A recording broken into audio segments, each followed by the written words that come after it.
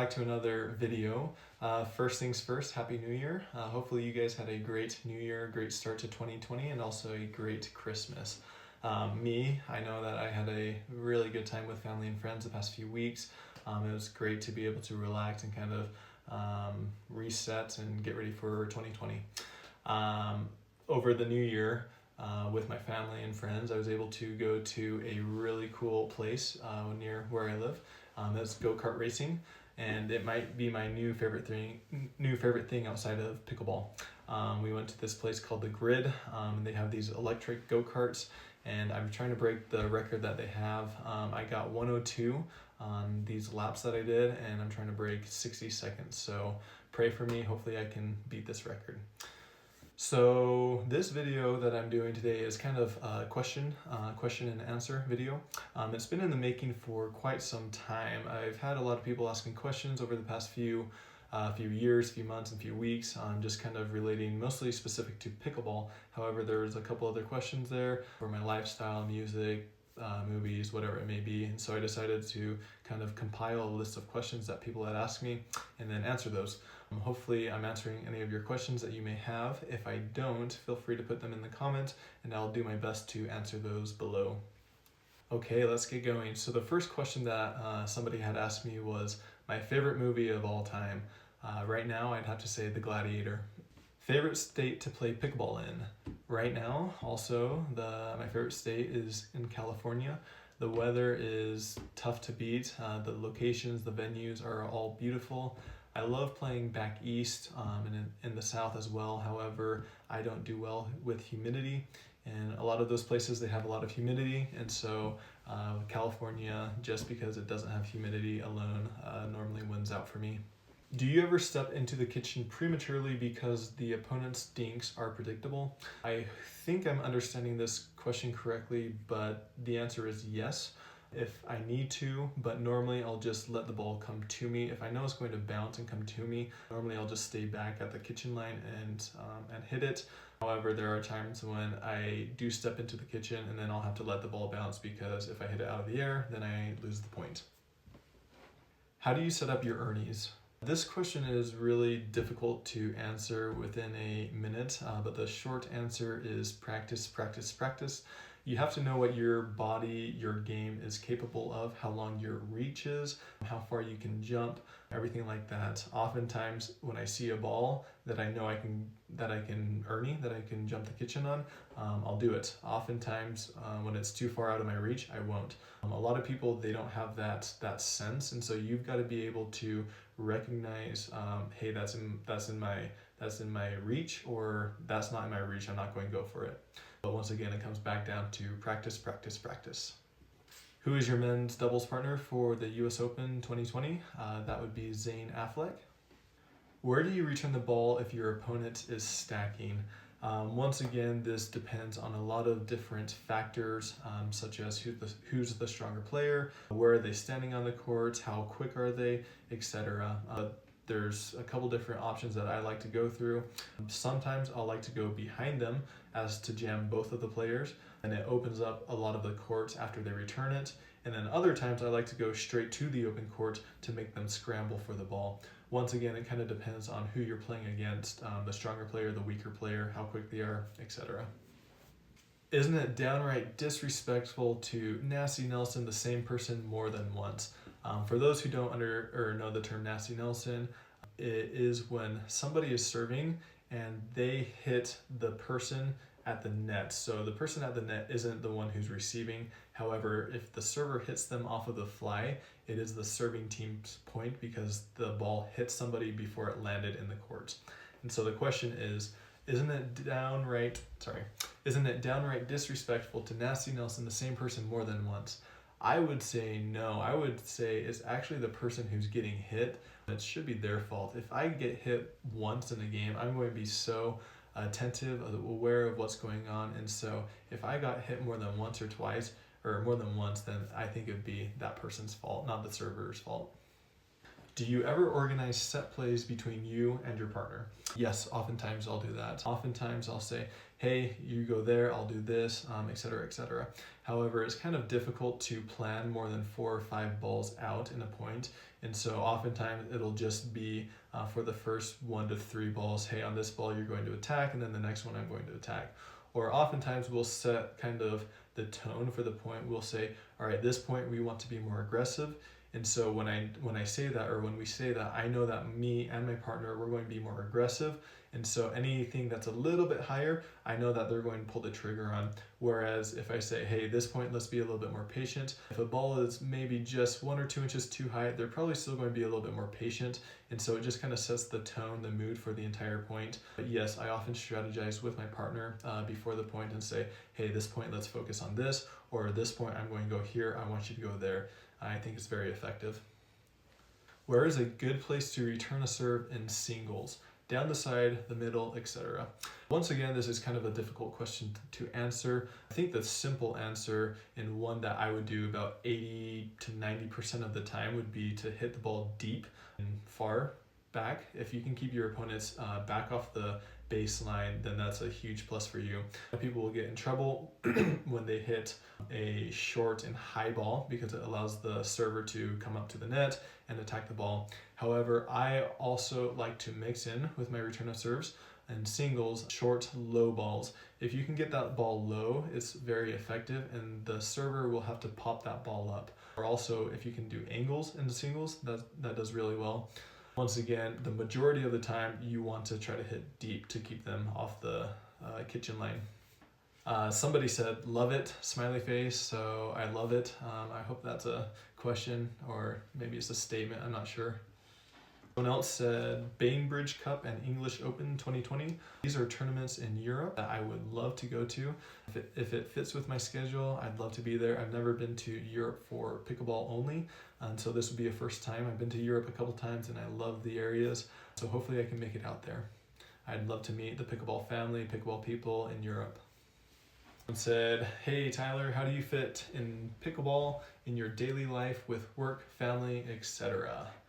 Fortunately for me, I'm able to do this full time, so this is my work, and so I focus a lot on my physical fitness and then also practicing. When I'm not playing in tournaments or I don't have anything coming up in the near future, I'll often focus more so on drilling or physical fitness. I do a lot of cardio and then a lot of agility drills, just kind of keeping my feet, my legs ready.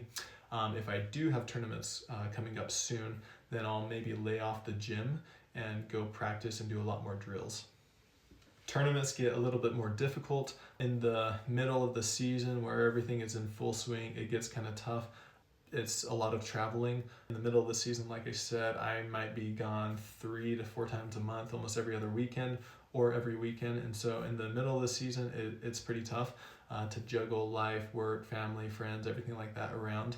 It is what it is. And then when you have an off season, it's really nice. You kind of get a refocus, reset everything. Yeah, I mean, the season, when I first started with pickleball, it seemed like it was maybe March or April to August or something like that. But with the growth and popularity of pickleball, there seems to be a tournament almost every other weekend now, with money, with prizes, and in really cool, awesome destinations. And so it's really getting to the point where us as pro players, we have to pick and choose which tournaments we want to go to, because if we wanted to, we could play in a tournament every single weekend of the entire year. So we could be on the road every single week. So we really just have to pick and choose which ones we want to go to. What was your first tournament like? How did you overcome the mental hurdles? So looking back at this is a kind of a comical question, just because the very first tournament that I did, at the time that I did it, it was considered the largest tournament of the entire year. And so here I am, never played a tournament before, and I go up and play in the biggest tournament of the entire year, and I had a lot of fun. I remember looking back at it, me and my partner, who had practiced quite a bit, he was a local guy, we played the number 1 seed for that tournament, and we went 3 games with them, best 2 out of 3, we went 3 games with them.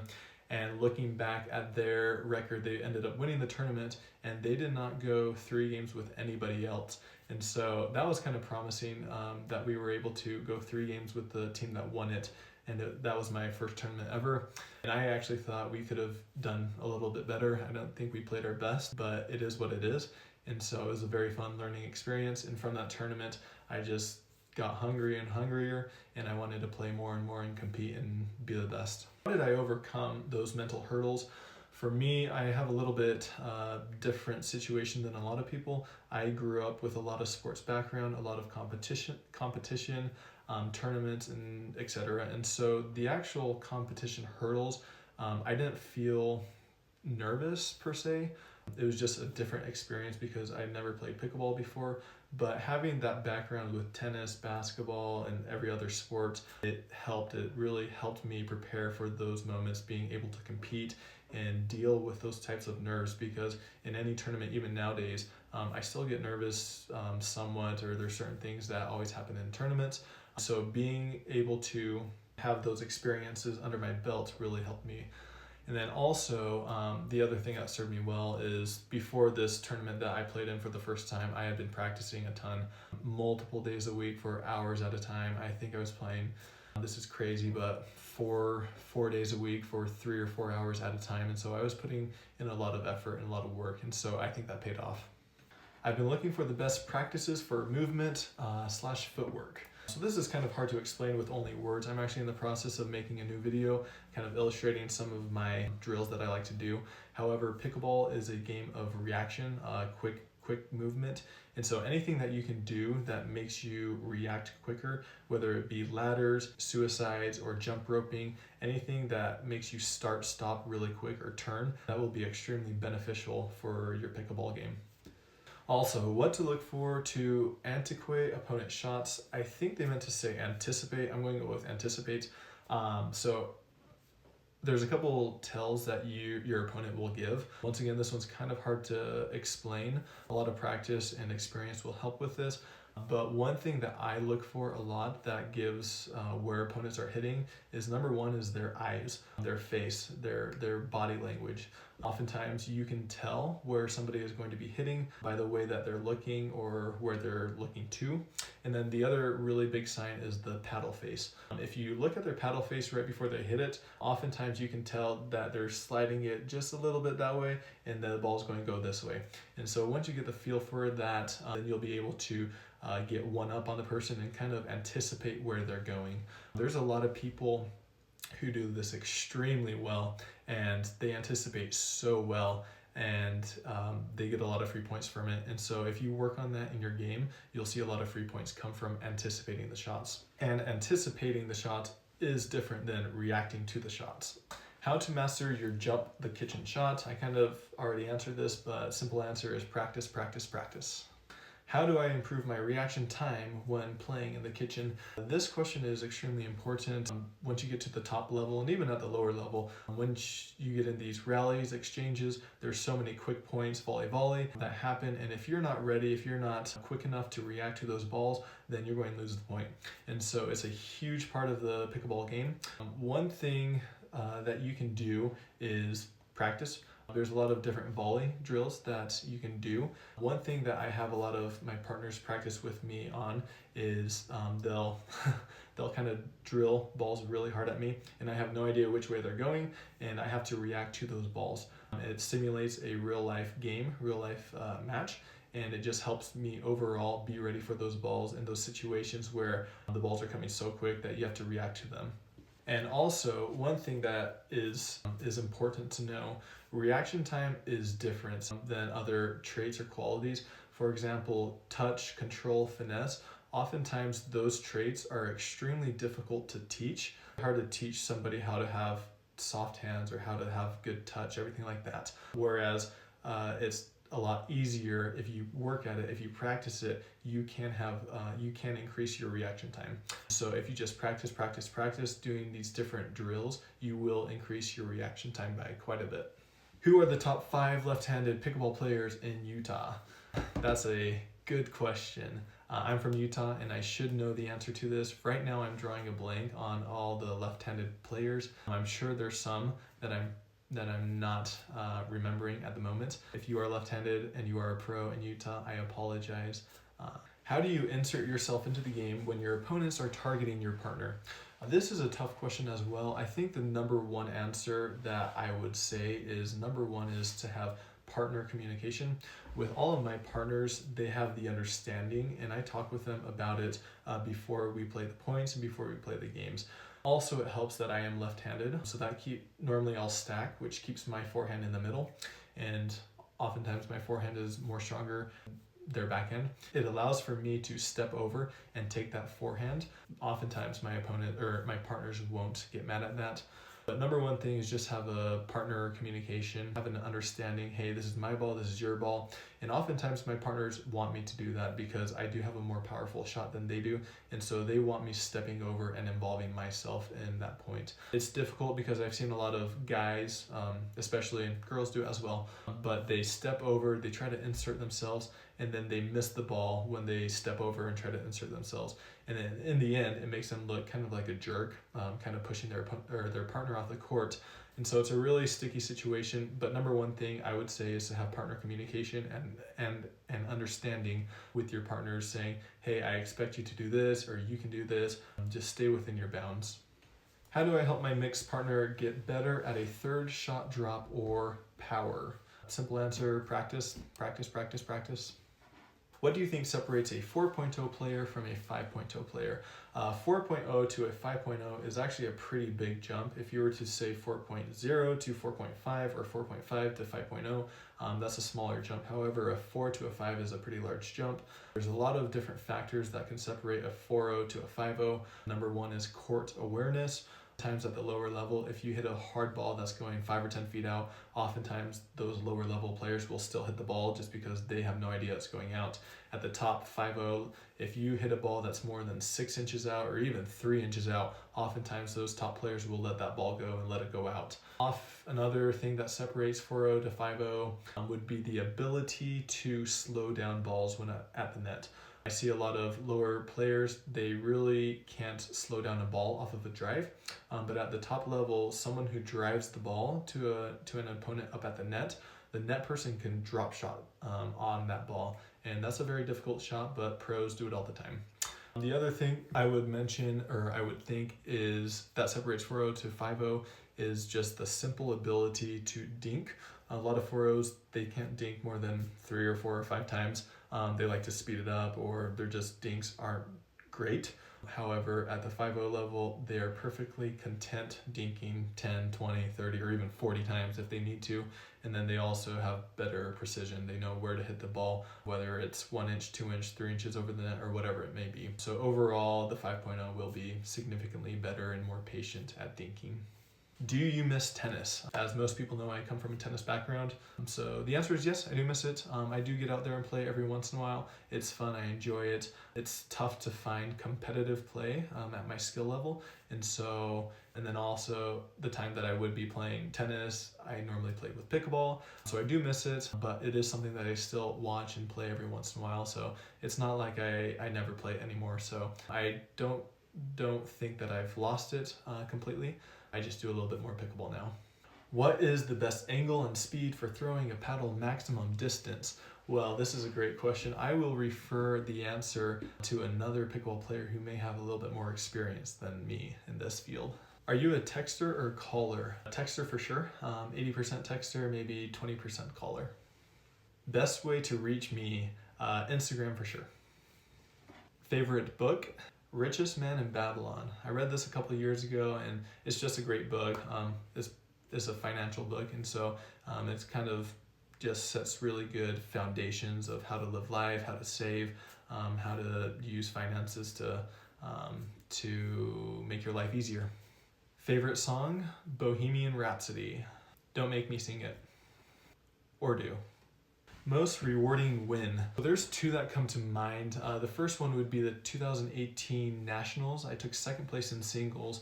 I won my first 1 or 2 rounds, and then I lost, and then I went to the back draw, and then I had to win all the matches in the back draw and then come up and play in the finals. I think by the end of the day, I think I had played around 10 matches or so, which is a lot of matches for one day.